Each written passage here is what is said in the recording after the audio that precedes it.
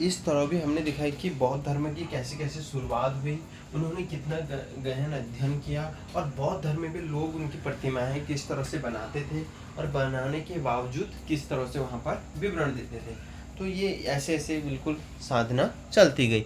तो बौद्ध धर्म का प्रसार पश्चिम और दक्षिण भारत में हुआ, और जहाँ बौद्ध भिक्षु में रहने के लिए पहाड़ों और दर्जनें गुफाएं खोदी गई। ये गुफाओं में ज़्यादा रहना पसंद करते थे कि गुफाओं में इस तरह से रहा जाए। तो इन्होंने देखा कि किस तरह से वहाँ पर रहते हैं। इसमें से कुछ गुफाएं राजा रानी के आदेश पर बनाई जाती थी, तो कुछ व्यापारी कृषक द्वारा, जिसमें ज़्यादातर गुफाएं पश्चिमी घाट के दर्रों के पास बनाई गई।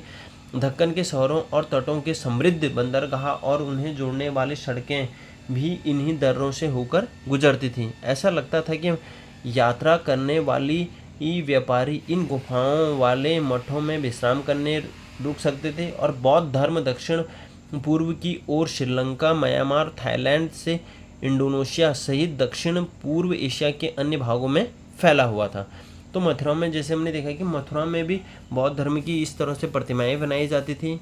और तो प्रतिमाएं की चित्र जो दाएं तक्षशिला में बनाई गई हैं, और एक चित्र जिसे देखकर बताते हैं कि हम कि कुछ समस्याएं क्या क्या भिन्नताएं हैं, कि इसमें भी दोनों चीज़ों में हम देखते हैं कि क्या क्या चीज़ें डिफरेंट हैं। तो हमने देखा कि धैर्यवैद्य नामक बौद्ध धर्म का आरंभिक रूप इन क्षेत्रों में कई प्रचलित था।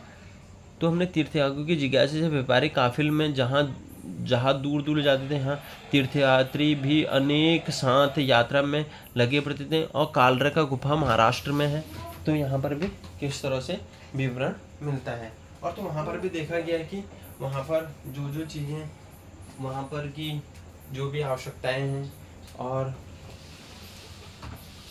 वहाँ पर आते हैं।